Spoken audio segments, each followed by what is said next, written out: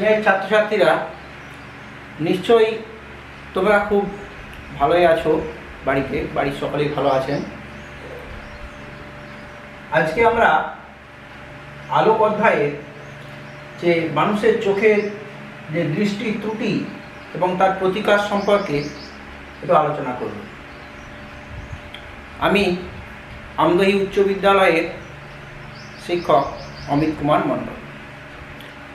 এটা আলোচনা করার আগেই একটু জেনে নিতে হবে যে মানুষের যে চোখের লেন্স রয়েছে সেখানে দূরের বস্তুর প্রতিবিম্ব কোথায় গঠিত হবে এবং কাছের বস্তুর প্রতিবিম্ব কোথায় গঠিত হবে।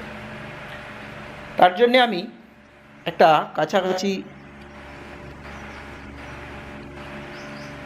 প্রথমে একটা কাছাকাছি আমরা বস্তু নিয়েছি, এবি বস্তু, আর একটা একই উচ্চতার বস্তু আমরা যদি দূরে নিই, ধরা যাক সিডি, তাহলে এই এবি বস্তুটার প্রতিবিম্ব কোথায় গঠিত হচ্ছে আমরা দেখে নিই। আগে আমরা প্রতিবিম্ব অঙ্কন শিখেছি।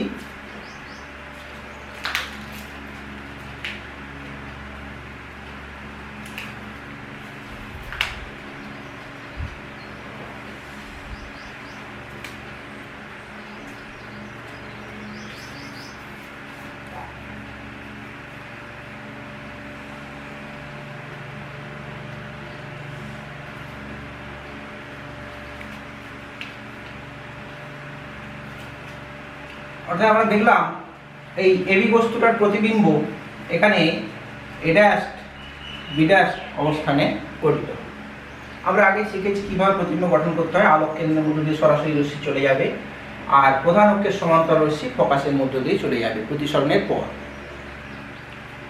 এরপর আমরা আসছি যে এই যে রশ্মিটা এলো, এরপরে এই দূরে একটু বস্তুটার প্রতিবিম্ব গঠিত হয়। দূরের বস্তুর প্রতিবিম্ব কোথায় গঠিত হবে সেটা আমরা দেখব। এখানে সিডি বস্তুটা রয়েছে। এই সিডি যে বস্তুটা রয়েছে সেই সিডি বস্তুটার প্রতিবিম্ব আগের মতোই প্রধান অক্ষের সমান্তরাল যে রশ্মিটা রয়েছে তার আগের মতোই একই দিকে প্রতিষ্ঠিত হবে ফোকাসের মধ্য দিয়ে। আবার যেটা আলোক কেন্দ্রের মধ্য দিয়ে রশ্মি,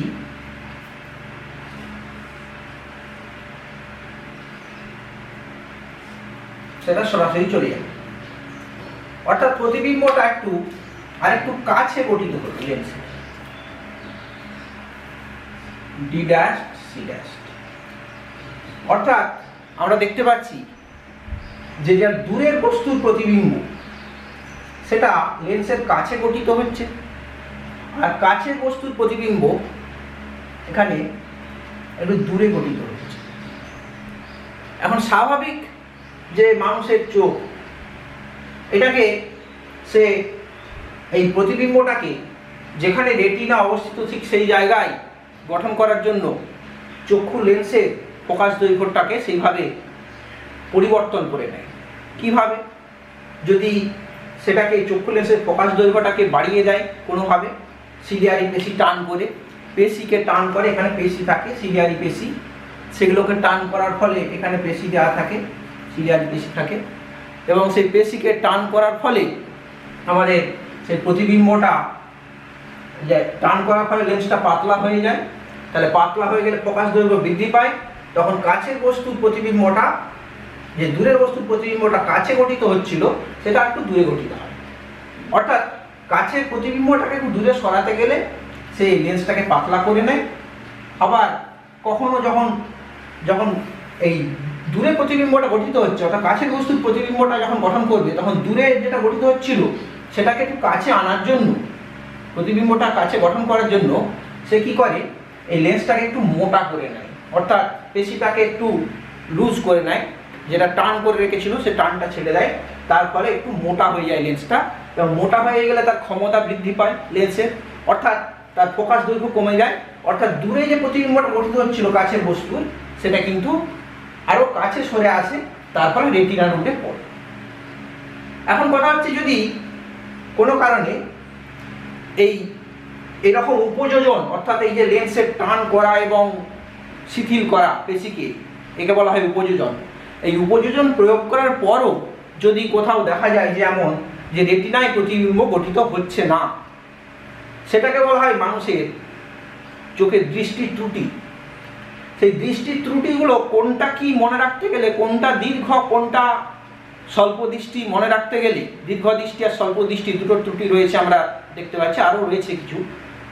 দীর্ঘ দৃষ্টি এবং সেটা কোনটা কি মনে রাখতে গেলে এই চিত্রটাকে মনে রাখতে হবে। দূরের বস্তু কাছে প্রতিবিম্ব হয়, অর্থাৎ দূরের বস্তু দেখার জন্য যে ত্রুটি, দূরের বস্তু দেখতে যেটা অসুবিধা, সেটা কাছের প্রতিবিম্ব, অর্থাৎ তাকে বলা হয় স্বল্প দৃষ্টি বা মায়োপিয়া। আবার কাছের বস্তু দেখতে পাচ্ছি দূরে প্রতিবিম্ব হচ্ছে, অর্থাৎ বড় দীর্ঘ হয়ে যাচ্ছে, ফোকাস দৈর্ঘ্য বৃদ্ধি পাচ্ছে, দূরে গঠিত হচ্ছে দীর্ঘ, সেজন্য কাছের বস্তু দেখার যে ত্রুটি তাকে বলা হয় দীর্ঘ দৃষ্টি বা হাইপারমেট্রোপিয়া। এখন সেগুলো কিভাবে ঘটে বা আমাদের সেগুলো প্রতিকার কি সেটা আলোচনা করতে গেলে আমাদের দেখা দরকার। ধরা যাক এরকম চক্ষু লেন্স এখানে রয়েছে, চক্ষু লেন্স রয়েছে এবং এই চক্ষু গোলক, এটা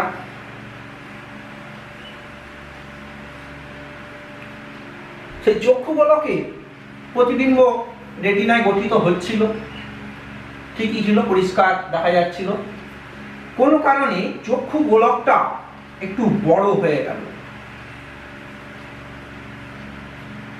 তার ফলে রেটিনাতে আর প্রতিবিম্ব আমাদের গঠিত হবে না।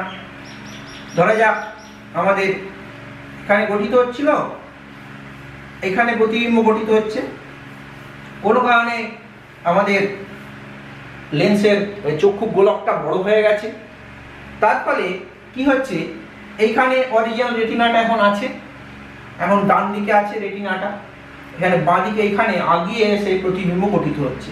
ধরা যাক এখানে কোনো বস্তুর প্রতিবিম্ব গঠিত হচ্ছে, একটা বস্তুর প্রতিবিম্ব এখানে গঠিত হচ্ছে।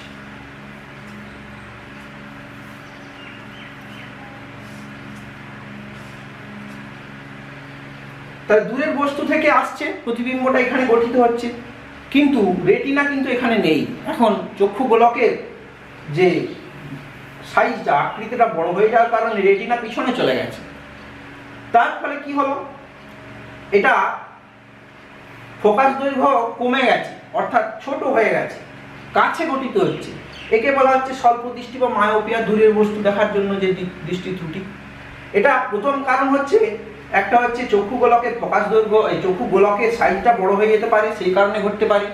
আরও কারণ আছে, যেগুলো হচ্ছে ধরা যাক কোনো কারণে এই লেন্সটা একটু সিলিয়ারি পেশি সংকোচন প্রসারণটা ঠিক কাজ করছে না, তার ফলে এই লেন্সটা কি হচ্ছে, এই লেন্সটা ঠিক পাতলা হতে পারছে না, এই অর্থাৎ ফোকাস দৈর্ঘ্যটাকে বাড়াতে পারছে না, বা এর প্রতিসরাঙ্কটা একটু কমে গেছে, এর বেড়ে গেছে প্রতিসরাঙ্ক, লেন্সের যে উপাদানের প্রতিসরাঙ্ক একটু বেড়ে যেতে পারে, তার ফলে কাছে প্রকাশিত হচ্ছে।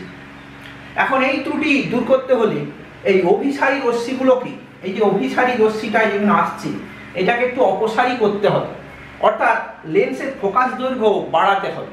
ফোকাস দৈর্ঘ্য বাড়ানোর অর্থ কি? ফোকাস দৈর্ঘ্য বাড়ানোর অর্থ হচ্ছে লেন্সের ক্ষমতাটাকে একটু কমাতে হবে। ক্ষমতা কমাতে হলে মাইনাস পাওয়ার, অর্থাৎ আমাদের অপসারী লেন্স ব্যবহার করতে হবে। অপসারী লেন্স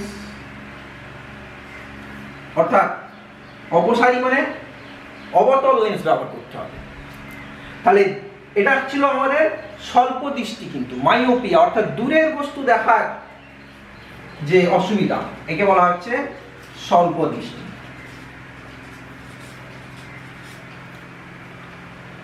তাহলে এখানে ফোকাস দৈর্ঘ্য বাড়াতে হলে উপযুক্ত ফোকাস দৈর্ঘ্যের অবতল লেন্স ব্যবহার করতে হবে, অর্থাৎ দূরের বস্তু দেখার অসুবিধা দূর করতে হলে অবতল লেন্সকে ব্যবহার করতে হবে। এই অবতল লেন্স কি কাজ করবে? এই যে রশ্মিগুলো এর উপরে পড়বে, সেই রশ্মিটাকে কিছুটা আরো অপসারী করে দেবে, তার ফলে এই রশ্মিগুলো আরেকটু অপসারী হয়ে যাবে, আরেকটু বাইরে ছড়িয়ে পড়বে, তার ফলে প্রতিবিম্বটা রেটিনায় গঠিত হবে।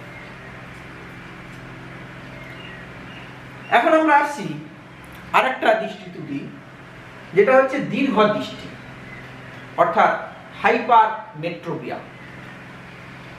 হাইপারমেট্রোপিয়া বলতে তাহলে কি বোঝায়? আমাদের যদি এমন দেখা যায় যে চক্ষু গোলকটা আগে বড় হয়ে যাচ্ছিল এই স্বল্প দৃষ্টির সময়তে, এখন ধরা যাক চক্ষু গোলকের সাইজটা একটু ছোট হয়ে গেল,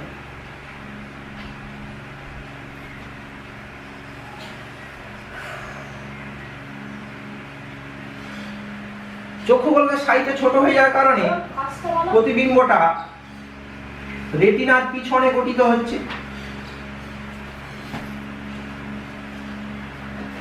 কাছের বস্তু থেকে রশ্মি আসছে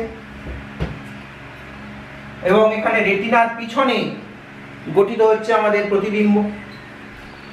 অথবা কোনো কারণে এই লেন্সটা এর ফোকাস দৈর্ঘ্যটা বড় হয়ে গেছে। তাহলে ফোকাস দৈর্ঘ্য কীভাবে বাড়তে পারে? লেন্সটা হয় পাতলা হয়ে গেছে, কোনো কারণে সে সিলিয়ারি পেশিটা সেভাবে প্রসারিত হতে পারছে না, অর্থাৎ সেগুলো একটু লুজ হতে পারছে না, শিথিল হতে পারছে না, তার ফলে এটা মোটা হতে পারছে না। বা কোনো কারণে ফোকাস দৈর্ঘ্য বেড়ে গেছে, ভিতরে যে প্রতিসরাঙ্কের চেঞ্জ হতে পারে কোনো কারণে, যে কোনো কারণেই হতে পারে সেটা। এখন এইটাকে, এই ত্রুটি, একে বলা হচ্ছে দীর্ঘ দৃষ্টি বা হাইপারমেট্রোপিয়া। এখন এই হাইপারমেট্রোপিয়া যদি আমরা দূর করতে চাই তাহলে কি করব? আমাদের এই যে ফোকাস দৈর্ঘ্য বৃদ্ধি পেয়ে গেছে, ফোকাস দৈর্ঘ্য বেড়ে গেছে, বড় হয়ে গেছে বলি আমরা দীর্ঘ বলছি, আর যখন ছোট হয়ে যাচ্ছে তখন স্বল্প বলছি। এখন এই ফোকাস দৈর্ঘ্য বেড়ে যাচ্ছে, সেটাকে একটু কমাতে হবে। অর্থাৎ ফোকাস দৈর্ঘ্য কমানোর অর্থ হচ্ছে লেন্সের ক্ষমতাটা একটু বাড়াতে হবে। ক্ষমতা বাড়ানো মানে প্লাস ফোকাস দৈর্ঘ্যের লেন্স ব্যবহার করতে হবে, অর্থাৎ উত্তল লেন্স ব্যবহার করতে হবে। অর্থাৎ উত্তল লেন্স যদি আমরা এর সামনে কোনো একটা ব্যবহার করি, উপযুক্ত ফোকাস দৈর্ঘ্য মানে যার যেমন দরকার তার তেমন, উপযুক্ত মানে যার যতটা দরকার তার ততটা ফোকাস দৈর্ঘ্যের উত্তল লেন্সকে আমাদের ব্যবহার করতে হবে। এটা ব্যবহার করলে কি হবে? এই যে ব্যবহার করেছি যে লেন্সটা, সেই লেন্সটা আগেই এই রশ্মিটাকে কিছুটা অভিসারী করে দেবে, আগেই কিছুটা অভিসারী করে দেবে। তারপরে দ্বিতীয় ধাপেতে যে চোখের লেন্স, তার দ্বারা রশ্মিটা ফোকাস হয়ে রেটিনাতে পড়ছে। অর্থাৎ দীর্ঘ দৃষ্টি মানে কাছের বস্তু দেখার যে ত্রুটি, সেইটাকে প্রতিকার করতে হলে আমাদের উপযুক্ত ফোকাস দৈর্ঘ্যের উত্তল লেন্স ব্যবহার করতে হবে। কাছের বস্তু মানে দূরে প্রতিবিম্ব হচ্ছে, আর দূরে প্রতিবিম্ব হলে কাছে আনতে গেলে তাকে আমাদের উত্তল লেন্স ব্যবহার করতে হবে। আবার আগেরটা যেটা বললাম, অবতল লেন্স ব্যবহার করতে হবে। অর্থাৎ দূরের বস্তু দেখার ত্রুটিকে বলা হচ্ছে আমাদের যে স্বল্প দৃষ্টি। স্বল্প কেন বলছি? সেটা ফোকাস দৈর্ঘ্য কমে গেছে বলে, মানে কম দূরত্বে ফোকাস হচ্ছে বলে তাকে বলছি আমরা স্বল্প দৃষ্টি। তাহলে কাছের বস্তু দূরে প্রতিবিম্ব, তাকে বলছি দীর্ঘ দৃষ্টি। দূরের বস্তু কাছে প্রতিবিম্ব, একে বলছি স্বল্প দৃষ্টি। এই হলো আমাদের যে দৃষ্টি ত্রুটিগুলো ছিল তার প্রতিকারের উপায়। এছাড়াও আরও কিছু কিছু দৃষ্টি ত্রুটি আছে, যেমন বয়সের কারণে উপযোজন একবারই যদি কমে যায়, উপযোজন অর্থাৎ এই যে লেন্সটার ফোকাস দৈর্ঘ্য বাড়ানো বা কমানোর যে পদ্ধতি আমাদের চোখের, একবারই যদি কমে যায়, অর্থাৎ কাছের বস্তু দেখতেও অসুবিধা হয়, আবার দূরের বস্তু দেখতেও অসুবিধা হয়, ঠিকমতো উপযোজন করতে পারে না। তার ফলে কি করতে হয়? দুটো লেন্সকে একসঙ্গে ব্যবহার করতে হয়। অর্থাৎ দূরের বস্তু দেখার জন্য অবতল লেন্স ব্যবহার করতে হয়, আর কাছের বস্তু দেখার জন্য উত্তল লেন্সকে ব্যবহার করতে হয়। সেই জন্য একটা ফ্রেমেতেই উপরে অবতল লেন্স, নিচে উত্তল লেন্স দিয়ে বাইফোকাল, অর্থাৎ দুটো ফোকাস দৈর্ঘ্য, বাইফোকাল মানে দুটো ফোকাস দৈর্ঘ্যের লেন্সকে আমাদের ব্যবহার করতে হয়। সেই ক্ষেত্রে এইসব দৃষ্টি ত্রুটি রয়েছে, তোমরা একটু পড়াশোনা করবে, যদি কিছু অসুবিধা হয় আমাকে জানাবে।